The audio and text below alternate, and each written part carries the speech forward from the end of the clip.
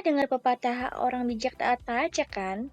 Nah, pajak itu penting banget loh untuk pembangunan negara kita.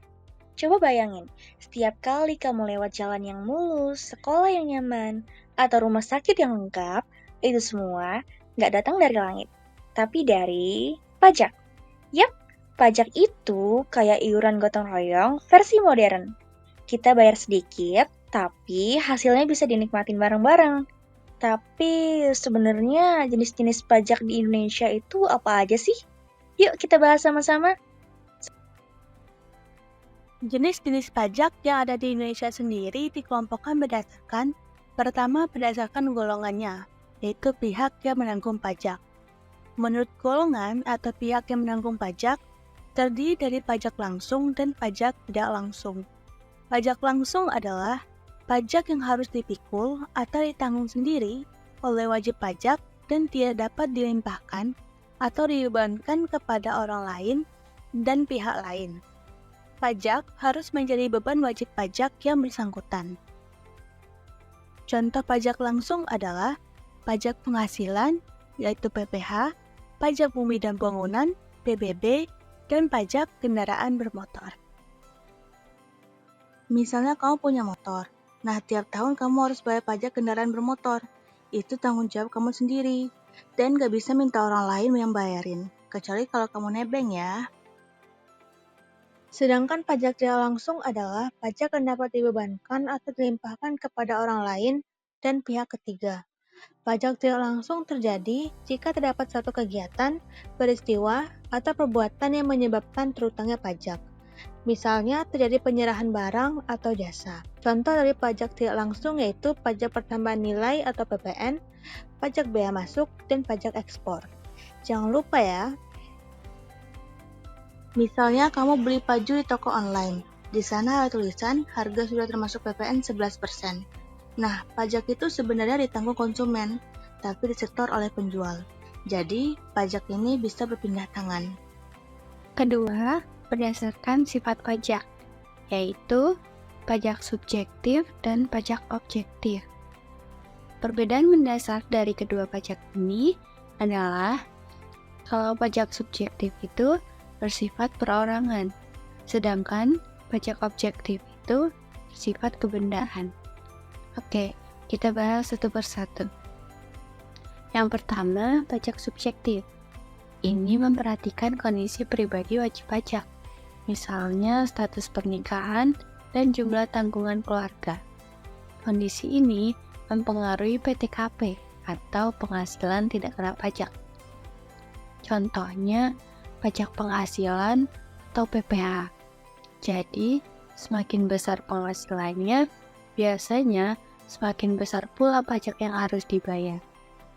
Yang kedua, pajak objektif, yaitu pajak yang hanya memperhatikan sifat objek pajaknya saja, tanpa memperhatikan kondisi diri wajib pajak.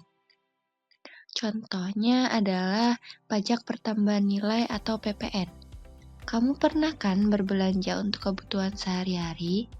Coba perhatikan bagian bawah struknya. Di sana tertulis barang yang sudah kamu beli sudah termasuk PPN 11%. Nah, itu namanya pajak objektif.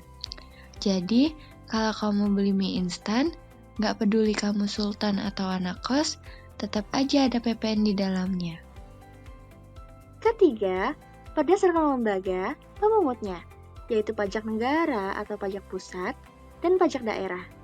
Pajak negara atau pajak pusat adalah pajak yang dipungut oleh pemerintah pusat dan digunakan untuk membiayai rumah tangga negara pada umumnya.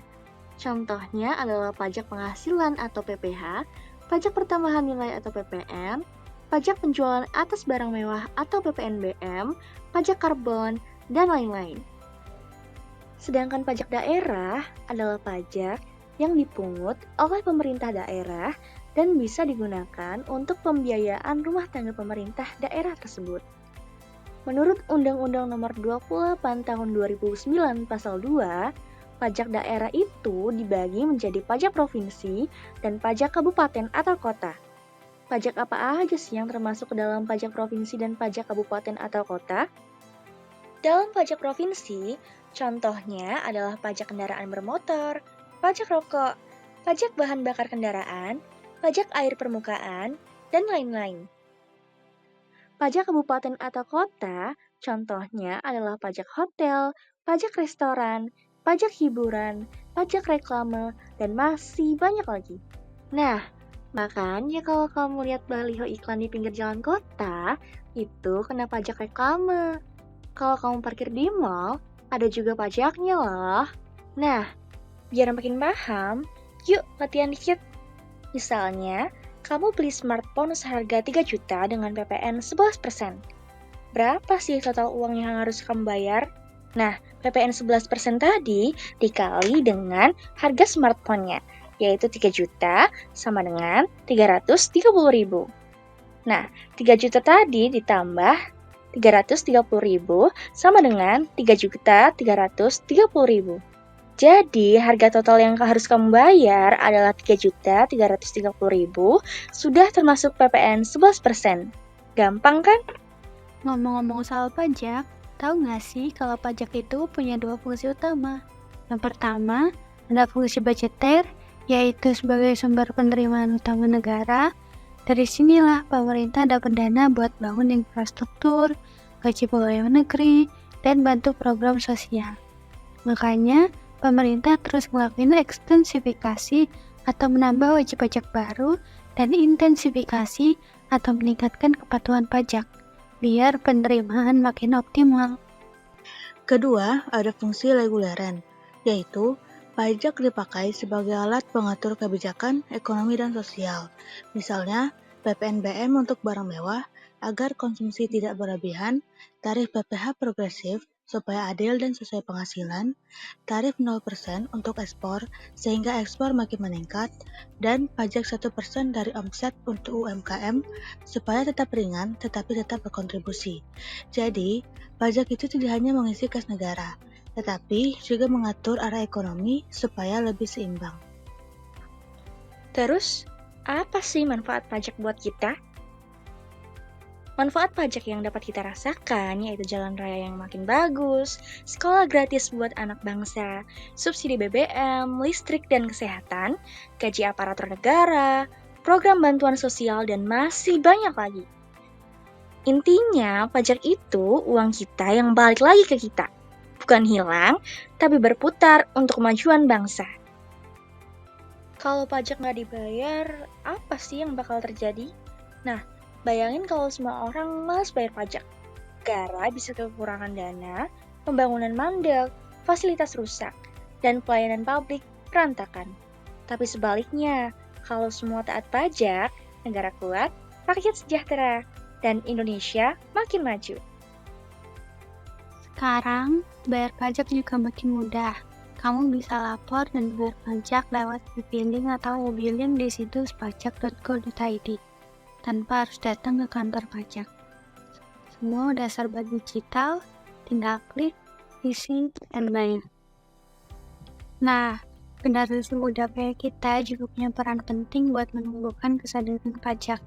Karena nanti, begitu kamu mulai kerja atau punya usaha sendiri, kamu otomatis akan jadi wajib pajak juga.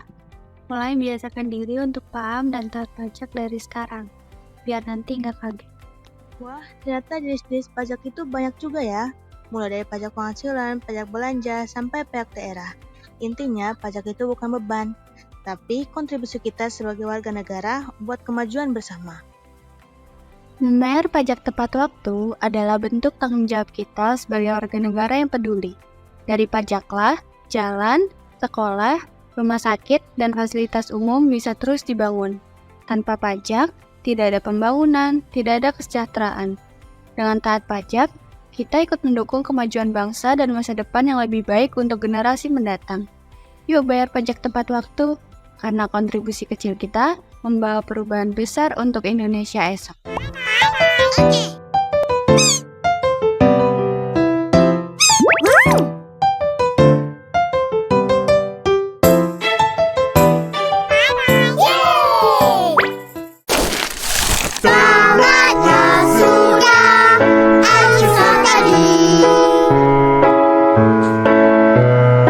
Terima kasih